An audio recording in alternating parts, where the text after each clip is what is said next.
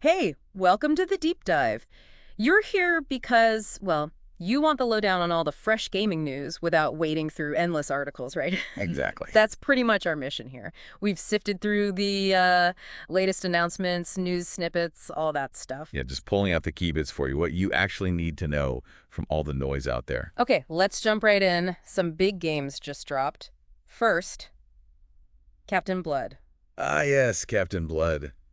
This one's kind of legendary for its development time. Seriously, it's been simmering for what, nearly 2 decades, something like that? Almost, yeah. 19 years, I think.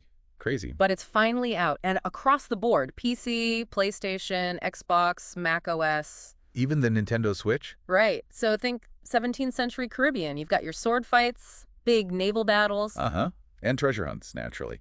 Swashbuckling action. What's interesting about that wide release, though, hitting everything at once. Well, it's a clear strategy, isn't it? Especially for a game with that history. They want maximum eyeballs, maximum potential players right from day one in this crowded market. Yeah. Makes sense. Good point. Okay, next up, Metal Eden. You might remember it as Final Form. Oh, yeah, they renamed it. Sci-fi shooter, this one. Yep, fast-paced stuff. It's out now on PC, PlayStation 5, the new one, and the Xbox Series X and S. So the current gen consoles and PC. Exactly. If you're looking for that high-energy futuristic combat fix, this seems like a solid bet. And, it just shows again, doesn't it? We're seeing all sorts of genres land on all the main platforms. Something new for pretty much everyone, whatever your taste. Speaking of platforms, Age of Empires 2 Definitive Edition, a total classic. Oh, absolutely. A titan of the RTS genre. Real-time strategy. Well, it's just landed on PS5. Wow, okay. It's interesting. Bringing a classic PC strategy game over like that. And it's not just the base game. It includes the brand new Three Kingdoms DLC. Oh, nice. So fresh content for veterans and a whole new audience on PlayStation gets to experience it. Yeah, opens it up, like you said, to folks who maybe don't usually play RTS games on a computer. Definitely expands the reach for that kind of game. Cool. Now, quick one for the Xbox Game Pass crowd. Dredge is on there now. Dredge. Yeah, I've heard about this one. Fishing adventure, but kind of creepy. Totally. Atmospheric, maybe a little unsettling beneath the waves. It's sort of a perfect Game Pass title, isn't it? It really is. That Yeah. kind of quirky, unique indie find that the service is great for lets you try stuff you might otherwise miss. Exactly. Worth checking out if you have Game Pass. Uh-huh. Sounds intriguing. All right. The elephant in the room, Grand Theft Auto the 6. Ah, yes. The trailer dropped. And wow, it looked incredible, didn't it? Back to Vice City, that Miami vibe. Yep, visually stunning.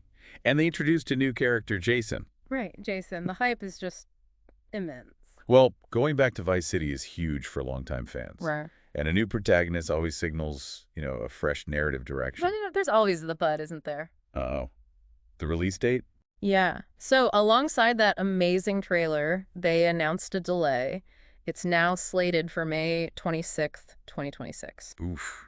2026, that's a wait. It is a bit longer than maybe people hoped. But hey, hopefully that extra time means it'll be super polished, right? You'd hope so. I mean, delays are never fun, but for a game on the scale of GTA 6, that extra development time is often pretty crucial. They need to meet those sky-high expectations and, avoid a messy launch. True, true. Better delayed and great than rushed and broken. Absolutely.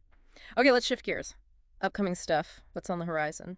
Doom, the Dark Ages. Ooh, okay. May 15th for that one. Yeah, and it's a prequel to the 2016 Doom, but set in medieval time. Medieval Doom. Yeah. Let's have a twist. Sounds intense. Totally. They mentioned a new weapon, too, the Reaver Chainshot. Sounds suitably Doom-like. Brutal. Huh. Yeah, that fits. It's a bold move, that setting. Suggests they're really digging into the lore, maybe exploring the origins in unexpected ways. Could be cool. Yeah. Then, a bit sooner, May 8th, we get Revenge of the Savage Planet. Savage Planet, like the sequel. This one's co-op, third person. And, apparently, quite funny. Quirky humor seems to be a big part of it. Yeah, that tracks with the first game. So if you're looking for something fun, maybe a bit silly, to play with a friend, This could be it. A different vibe entirely. focusing on co-op is smart, too. Yeah, Taps into that social gaming side. People love shared adventures. Definitely.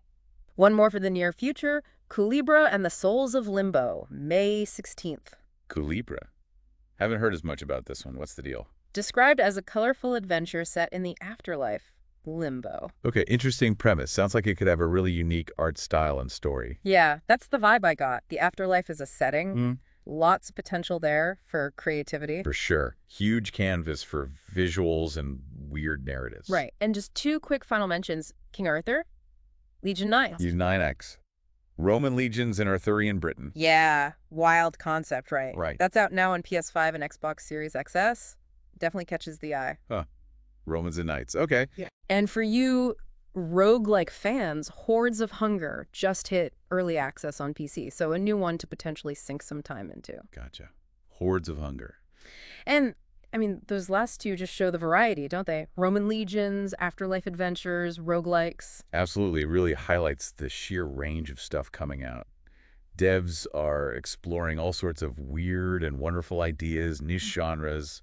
It's great to see. So yeah, that's our whirlwind tour. A quick deep dive into what's new and what's coming soon in gaming. From games decades in the making, finally launching, to big trailers and surprise delays. And a whole slate of interesting titles just around the corner. It just never stops, does it? Nope.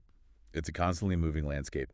What's really striking is just that continuous stream of new experiences, different flavors hitting all the time. There's always something new catching your eye. Absolutely. Makes you think, doesn't it? With all these new worlds and adventures popping up, which one are you going to jump into first? A good question to ponder. Something to consider anyway. All right, that's us for this deep dive. Catch you on the next one.